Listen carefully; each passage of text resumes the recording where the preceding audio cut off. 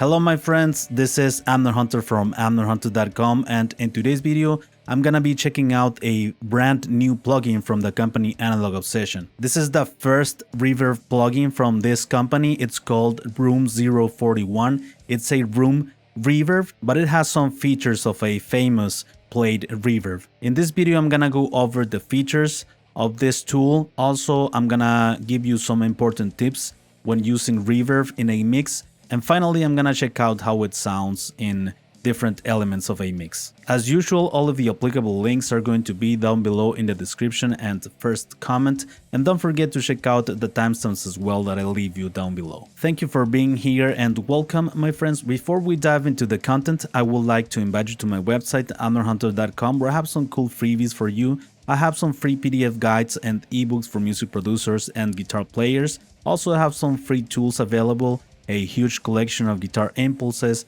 my Cubase mixing templates, among other utilities. And finally, don't forget to check out my blog and the channel, which I'm updating weekly with tons of free content. So now let's get straight to the video. This is how the plugin looks by default. First, we're gonna take a look at some of the controls and features that it has, and next I'm gonna give you some very important recommendations when using these plugins on the different instruments. These tips and tricks could also be applied to other reverbs. So first, we have up here the stereo separation, right? It will spread the reverb signal. If you have it in 100%, it will spread the reverb, and if you have it in 0, you're gonna be listening to the stereo in mono. By default, it's in 100%. Then you have the pre-delay. These are the repeats. It can be long delays or shorter delay amounts. You have from 0 milliseconds up to 250 milliseconds. And then you have the decay. This could also be like the size of the room. The longer the decay, it feels as a bigger room. You have here the two very important knobs as well, the dry and wet. I leave the dry knob by default all the time, and the wet knob is your best friend. It's the knob that you use to decide how much of that reverb is going to be sent to the dry signal, right? It also works like a parallel control, right? Then we move on to the preamp section, where you have this knob to increase or decrease the drive. You can add some pretty interesting saturation and character to the reverb signal. Then you have a high pass filter from 20 Hz all the way up to 100 Hz. Something that I think it's missing here would be very cool to have a low pass filter as well to remove some of the high end. And then we move on to the post EQ, where you have two knobs to choose frequencies. First from 20 Hz all the way to 2000 Hz, and then from 200 Hz all the way up to 20K. Here you have the gain control for this frequency knob from minus 24 decibels up to 24, and this gain control for these other frequencies that you choose in this knob. So I'm gonna give you some very important recommendations, my friends, when using this plugin, and also it will give you a much cleaner reverb that it will fit better in the mix. So the first thing that I like to do on pretty much any reverb is to high pass the low end, right? So I'm gonna put all the way to 100 Hz here. It will give you a much cleaner reverb signal, since we don't want the low end of the mix with reverb, meaning the low end of the kick drum and the low end of the bass guitar. Also, another important thing that I like to do on reverbs, if I have the options, like in this case, is to remove a little bit of low mids around 250 or 500 Hz. In that area, there's a lot of buildup that it's not very good, especially in rock and metal dance mixes. So I'll choose, for instance, 250. So I'll remove, like, let's say 3 to 4 decibels around that area. If 250 doesn't work around there, I will search higher here in the frequency range, 500 Hz, 600 Hz, around that area. So the high pass filter move and this EQ cut here will give me a much cleaner reverb. Also, the other thing that I recommend you very much is to set the pre-delay at a correct time. This could be done very easily with a calculator with a simple equation. You divide 60,000, which is the amount of milliseconds in 1 minute. You divide it by the tempo of the song, right? In this case, 87. So you have 689 milliseconds.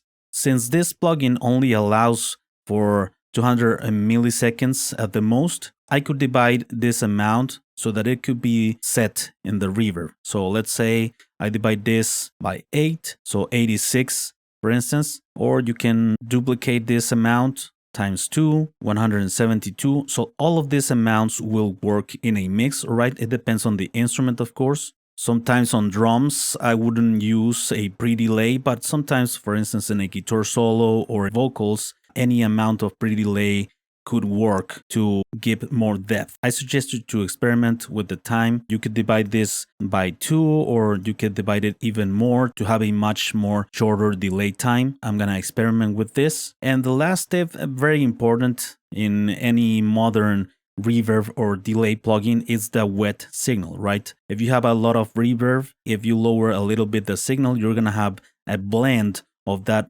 reverberation and the dry signal. So pretty cool, pretty interesting to have this knob here. Now let's take a listen to this reverb plugin on drums, on a lead guitar, also on a lead vocals. I'm gonna set the reverb based on these tips that I just provide you, and we're gonna check out a before and after test at the end of the video as well.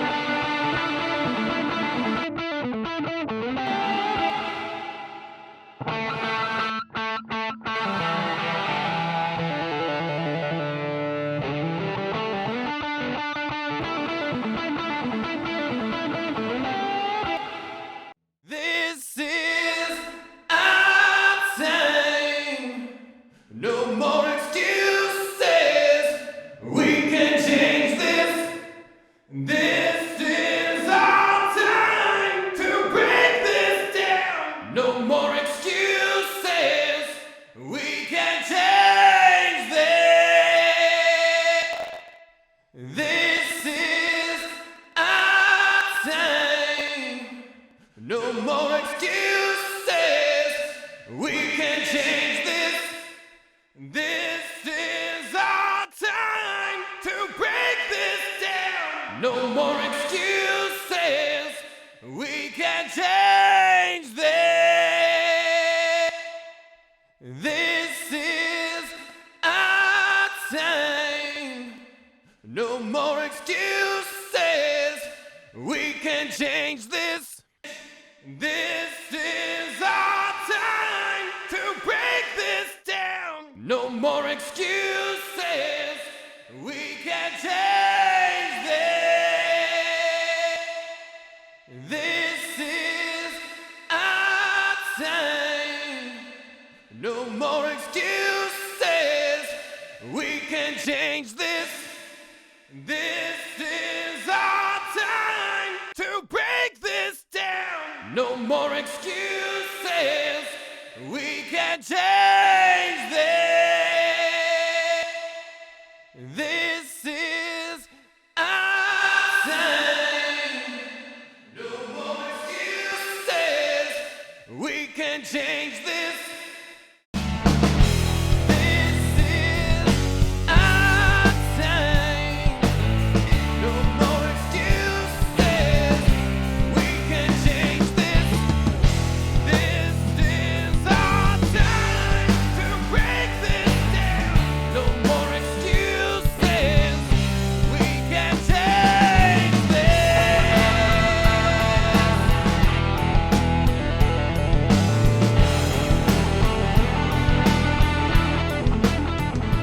Please let me know down below in the comments, my friends, what do you think about this tool, this brand new plugin from Analog Obsession. I think it's an awesome addition to the catalog. Let me know what's your approach when using Reverb and if some of these tips helped you out in some way. Also, if you have any additional suggestions or questions, please write them down below. I'll be more than glad to read your thoughts and opinions. Before we go, I would like to invite you to my website, amnorhunter.com. I have some free stuff for you. I have some free PDF guides and ebooks. Also, I have some free tools such as a huge collection of guitar impulses, among other utilities. And finally, don't forget to check out my blog and this channel, which I'm updating weekly with tons of free content. Thanks for watching the video, and I'll see you very soon on the next one. Alright, take care.